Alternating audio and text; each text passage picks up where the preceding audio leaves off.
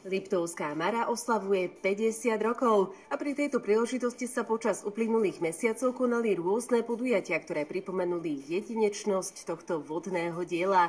Jedným z nich je aj aktuálna výstava predsedu Zväzu slovenských fotografov Ružomberčana Ľubomíra Šmidu, nesúca názov Čarovná Liptovská Mara.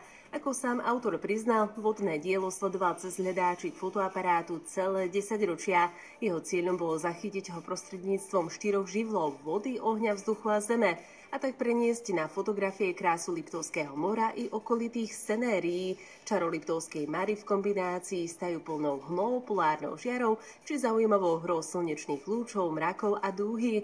Súčasťou viac než 20 vystavených fotografií sú aj zábery z vtáčej perspektívy na poodhalené dno priehrady a pozostatky zatopených obcí. Výstava je inštalovaná v Liptovsko-Mikulášskej synagóge a verejnosti bude sprístupnená do konca roka.